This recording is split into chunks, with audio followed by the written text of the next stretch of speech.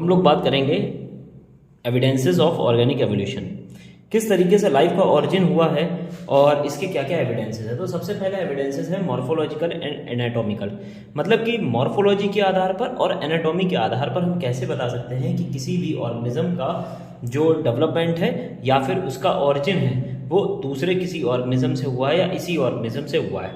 तो इसमें सबसे पहले जो आता है वो आता है similarity and dissimilarity between two categories.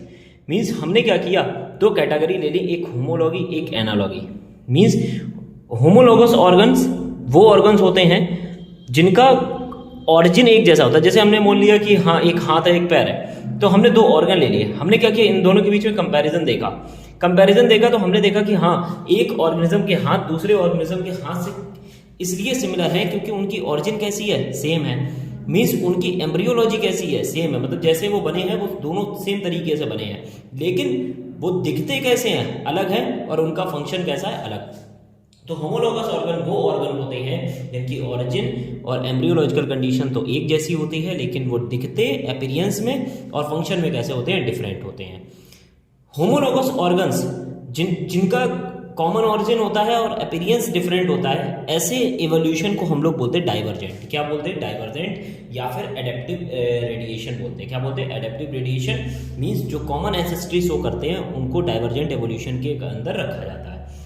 इस क्वेश्चन से रिलेटेड क्या क्या इस टॉपिक से रिलेटेड क्या क्या क्वेश्चन बनते हैं वो जरा समझिए। सबसे पहले तो आपको ऑप्शंस दे दिए जाएंगे या एग्जांपल्स दे दिए जाएंगे, आपसे पूछा जाएगा कि किस तरह का एवोल्यूशन है और ऐसा क्यों है। तो सबसे पहले आपको सारे एग्जांपल्स अपने दिमाग में रखने हैं। सबसे पहला है four limb invertebrates. Four limb invertebrates, invertebrates नहीं है, इन अलग है और वर्टिब्रेट अलग है। जैसे हमने आपसे बोला कि वेल, बैट और चीता और ह्यूमन, इन सबके जो फोर लिम्ब है, जो हाथ है, वो कैसे होमोलॉगस ऑर्गन है।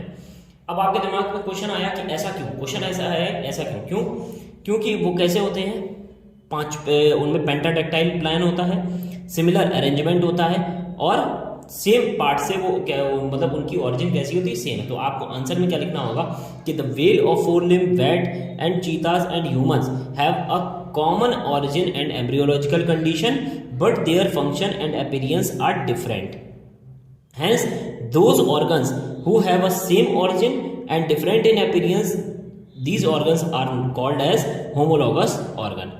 सेम इसी तरीके से एनाटॉमी ऑफ हार्ट की अगर हम बात करें या ब्रेन की, तो चाहे आपको किसी भी इनवर्टिब्रेट्स या किसी भी वर्टिब्रेट या इनवर्टिब्रेट के बारे में अगर आपको बोल दिया जाए, जैसे यहाँ पर एक चीज़ और ध्यान रखनी है, कभी भी पहचानने का तरीका तो आप याद रखिएगा, हमेशा और हमेशा एक जैसे ऑर्गेनिज्म आएंगे। देखिए वेल, बैट, चीता और ह्यूमन सारे के सारे कैसे हैं, वर्टिब्रेट हैं, कोई भी इसमें इनवर्टिब्रेट है नहीं है। अगर एनाटॉमी ऑफ हार्ट और ब्रेन,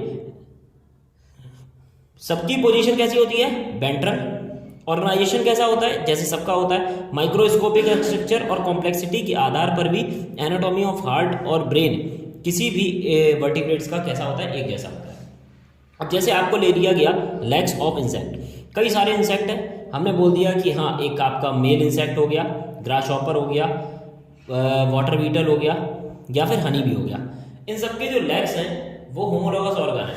अब आपने कहा ऐसा क्यों है, देखिए सबका एक ही जैसा ऑरिजिन है, भले ही फंक्शन अलग हो। हनी बी का काम नेक्टर को पकड़ना होता है, ग्रासहॉपर का काम जंपिंग करना होता है, सभी का अलग अलग फंक्शन, लेकिन उनकी ऑरिजिन कैसी है, सेम है।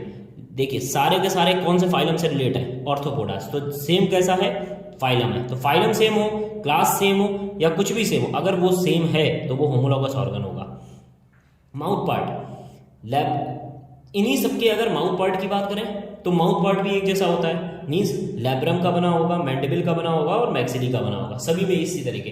तो आपसे डायरेक्ट पूछा जाएगा mouth part of insect, leg of insect, anatomy of heart and brain, four limb of invertebrates, ये सभी किसके एग्जाम्पल होते हैं, होमोलॉगस ऑर्गन्स के एग्जाम्पल होते हैं। Thorns of bougainvillea, tendril of passiflora. देखिए बॉगनविलिया के अंदर जो थ्रॉन है उसका काम प्रोटेक्ट करना होता है, और पैसिफ्लोरा के अंदर जो टेंड्रिल होता है उसका काम क्या होता है, क्लाइंब करना, पेड़ को ऊपर की तरफ पोजीशन में बढ़ाना। ये किसका काम होता है, पैसिफ्लोरा के अंदर टेंड्रिल का काम होता है। फाइलोक्लेड ओपनशिया में और क्लेडोड डस्कस में दोनों मॉडिफाइड स्टेम होते हैं, दोनों फोटोसिंथेटिक ऑर्गन की तरह वर्क करते हैं। रेडिश कैरेट दोनों ही क्या हैं, एक प्रकार की अंडरग्राउंड जो है वो रूट होती हैं। उसके बाद अगर हम बात करें टेस्टिस ओवरी, दोनों का ओरिजिन सेम होता है, दोनों का काम क्या होता है, एक जैसा होता है, मतलब कि उनका जो देखने में है वो अलग है लेकिन ओरिजिन कैसा है उनका सेम है। पोटैटो जिंजर ये भी कैसा है, सेम। तो ये सारे एग्जांपल आपको किस में याद रखने, होमोलॉगस ऑर्गन में याद रखने हैं।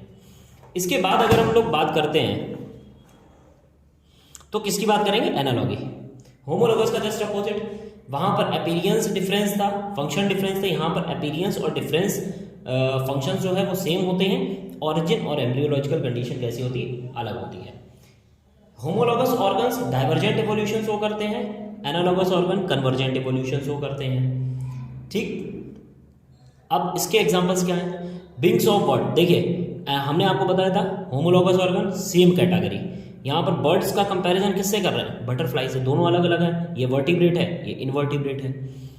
दोनों का काम क्या है, उड़ना, लेकिन दोनों की एम्ब्रियोलॉजिकल कंडीशन कैसी है, अलग है। बटरफ्लाई के जो पंख होते हैं वो इंटेग्यूमेंट से डेवलप करते हैं, बर्ड्स के जो पंख होते हैं वो फोर लिम्ब का मॉडिफिकेशन होते हैं। Wing of bird and patagia of bat, जो बैट होता है वो उसकी स्किन होती है, जबकि बर्ड्स के जो विंग होते हैं वो क्या होते हैं, फोर लिम्ब होते हैं। Trachea of insect and lungs of vertebrate, हम लोगों के फेफड़े और इंसेक्ट के ट्रैकिया, ये दोनों का काम सांस लेना होता है, दोनों का काम क्या है, सांस लेना। लेकिन अगर हम बात करते हैं तो इंसेक्ट में एक्टोड्रम से बनता है ट्रैकिया, जबकि लंग्स जो होते हैं वो हमारी बॉडी के किस लेयर से बनते हैं, एंडोड्रम से बनते हैं। आईज जो होती हैं फोटो रिसेप्टर, मतलब लाइट को एक्सेप्ट करती हैं, ऑक्टोपस में भी और इंसान में भी। ऑक्टोपस में ये स्किन के द्वारा बनी होती हैं, जबकि ह्यूमन के अंदर एम्ब्रियोलॉजिकल ब्रेन होता है, मतलब कि ब्रेन, हम लोग की जो ब्रेन होता है ना, ये इसी के एम्ब्रियो कंडीशन में ही आई का फॉर्मेशन होता है। स्वीट पोटैटो, पोटैटो ट्यूबर, वो sting of bee and scorpion, ये सभी किसके एग्जांपल हैं, एनालॉगस ऑर्गन के। अब बात करते हैं कनेक्टिंग लिंक। कनेक्टिंग लिंक का मतलब क्या होता है, हमने एक ऑर्गेनिज्म ले लिया और हमने इस ऑर्गेनिज्म को देखकर ये बोला कि भाई इसके अंदर कुछ एक कैटेगरी के, जैसे अब आपने पढ़ा होगा रेप्टाइल्स, एवीज, हमने बोला एक कोई ऑर्गेनिज्म है जिसके अंदर रेप्टाइल के भी कैरेक्टर है और एवीज के भी कैरेक्टर है। तो ऐसा ऑर्गेनिज्म जिसके अंदर दो कैटेगरीज के कैरेक्टर पाए जाते हैं एक ही ऑर्गेनिज्म के अंदर, ऐसे ऑर्गेनिज्म को हम लोग बोलते हैं कनेक्टिंग लिंक। जैसे प्रोटोप्टेरस, प्रोटोप्टेरस एक प्रकार की क्या है, लंग फिश है, इसके अंदर बोनी फिशेस के भी कैरेक्टर पाए जाते हैं और एम्फीबियन। आप एक बात याद रखिएगा, डायरेक्ट कभी भी बोनी फिशेस के कौन से कैरेक्टर पाए जाते हैं, पेयर्ड फिन्स होते हैं, डर्मल स्केल्स पाई जाती हैं, ठीक, किस में, लंग फिश में।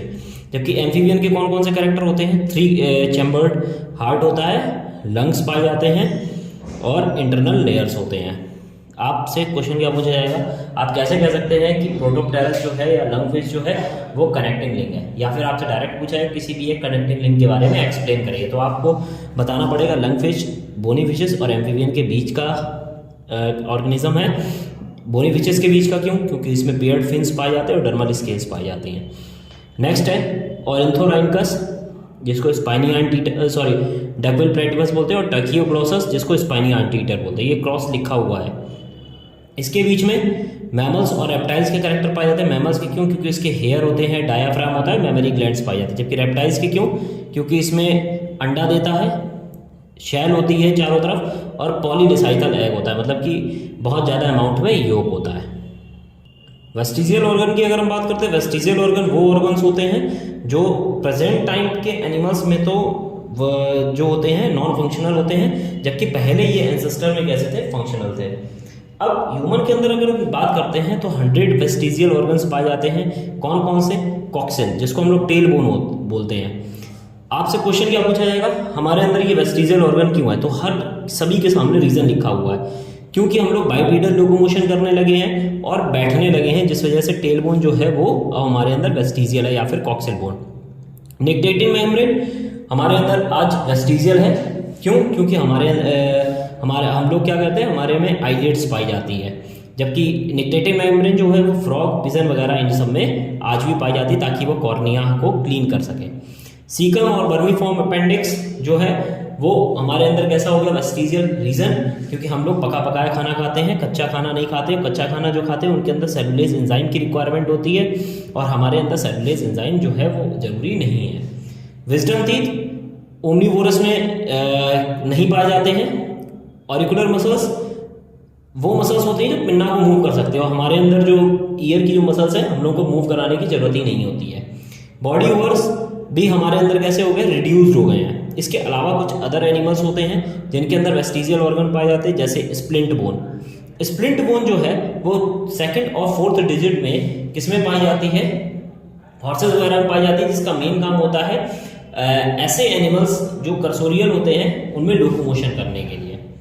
उसके अलावा हाइंड लिम्ब और पेल्विक गर्डल का वेस्टिजियल पार्ट, जो ऐसे एनिमल्स जो फोसोरियल लाइफ बिताते हैं, जो क्रीपिंग करते हैं, चाहे वो फीमर हो चाहे वो एलियम, ये फीमर और एलियम बोन कैसी हो जाती है, उनमें शॉर्ट हो जाती है। वेस्टिजियल ऑफ हाइंड लिम्ब और पेल्विक गर्डल, ये ग्रीनलैंड में जो वेल्स पाई जाती हैं उनके अंदर फीमर और स्टियम जो है वो इवॉल्व हो जाती है। नेक्स्ट टॉपिक आता है एटाविज्म या फिर रिवर्सन। एटाविज्म का मतलब क्या होता है, जो कैरेक्टर्स एंसेस्टर में पाए जाते थे अब वो कैरेक्टर्स हमारे अंदर वापस फंक्शनेबल हो गए या वापस दिखाई पड़ने लगे, ऐसे कैरेक्टर्स को हम लोग बोलते हैं एटाविज्म। ये फिनोमेना क्या कहलाती है, एटाविज्म या रिवर्सन। जैसे आपने देखा होगा कुछ बच्चे होते हैं उनके अंदर स्मॉल टेल का आ जाना, लॉन्ग और डेंस हेयर का बॉडी पर प्रेजेंट होना, या फिर ऐसे इंसान जो अपने ईयर पिन्ना को मूव कर सकते हैं। तो जो हम लोग कर सकते हैं, जो हम लोग नहीं कर सकते लेकिन फिर भी कुछ ऑर्गेनिज्म है, कुछ ह्यूमन है जो कर सकते हैं, तो ऐसे कैरेक्टर्स को हम लोग बोलते हैं एटाविज्म।